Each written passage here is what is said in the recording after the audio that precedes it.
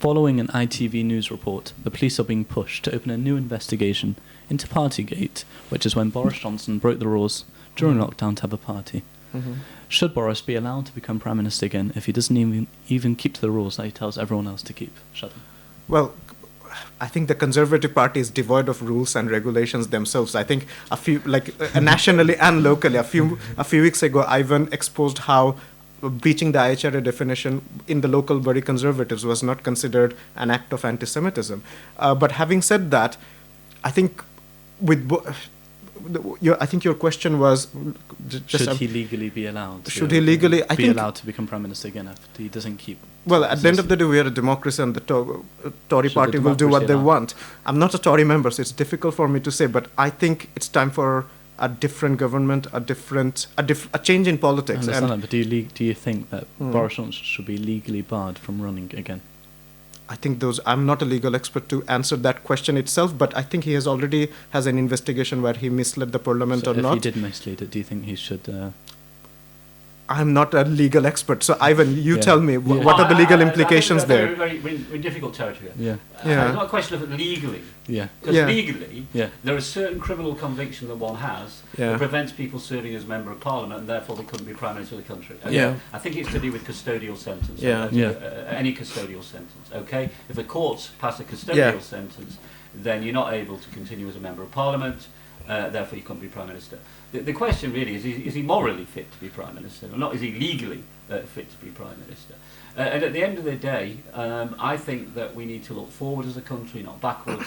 I think people are... Do you think he's morally fit to be Prime Minister?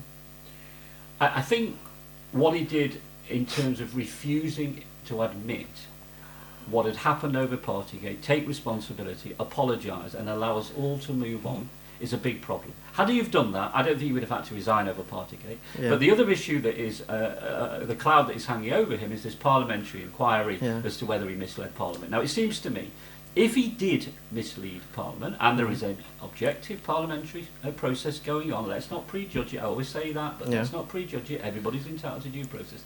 If he's found to have misled Parliament willfully, then of course he should not be allowed to return as Prime Minister. What, morally or legally? Well, it's moral. It wouldn't be legal. It's morally. The only thing that disbars you is if either you are a bankrupt or if you have a severe sentence through the court. But Ellie, by your point, the question that you are asking, Rishi Sunak has broken the law twice legally. He was also fined in the Partygate. Was he fined? He was also he was also fined on the Partygate, and he was fined for not wearing a seatbelt. He doesn't have any moral clout to lead the country.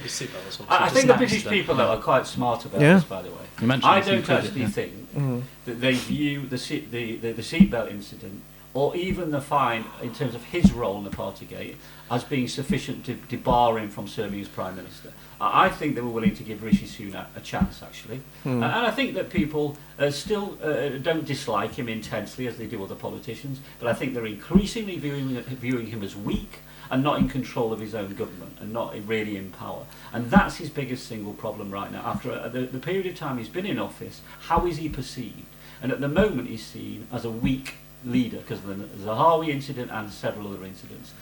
So that's the biggest challenge facing him. Do I honestly believe if you did a poll of British people whether the seatbelt incident was enough to disbar him from being Prime Minister, they would laugh at you probably and say, don't be ridiculous, because we all make little mistakes. Okay, it's serious, by the way, road safety and all the rest of it. People die on the roads in very large numbers, so we shouldn't laugh at it. But it's not a reason to say he's not fit to be Prime Minister. I think people watching this podcast would be a bit surprised if we said that, and it'd look a bit political on my part, wouldn't it? It'd look as though I'm just playing politics. So I'm not saying that, okay? But Boris, of course, there's been a series of incidents to do with not being straight, basically. I think the biggest thing about Boris that I find it very hard to come to terms with is we all know Boris was a pro-European till he worked out that the only way to becoming leader of the Conservative Party and Prime Minister of the country was to lead the Brexit campaign. For me, that is a worse example of double standards, frankly, than any other. Because he never believed in Brexit. He only attached himself to that campaign for opportunistic reasons. And when people say to me, and there are many people who watch your podcast say, oh, he's still quite fond of him and he's a lovable rogue, and he wasn't that bad, and actually had many achievements as Prime Minister.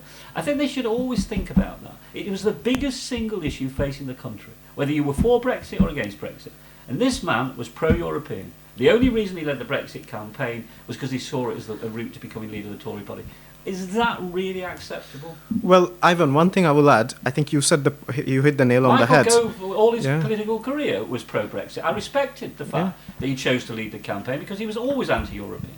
Sorry. But but you hit the nail on the head, like a lovable rogue. That's what Boris wanted to portray himself as.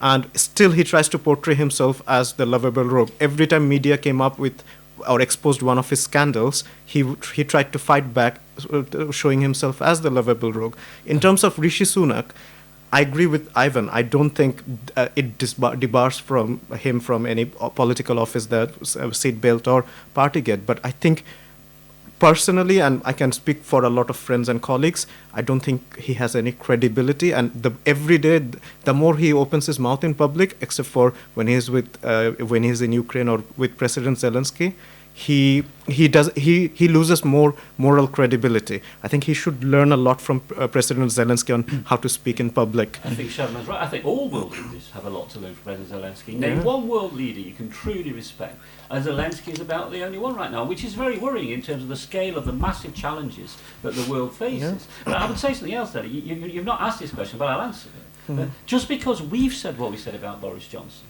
there is still a critical mass of British people. If you asked them tomorrow, would they have Boris Johnson back rather than what they have at the moment, they'd say yes.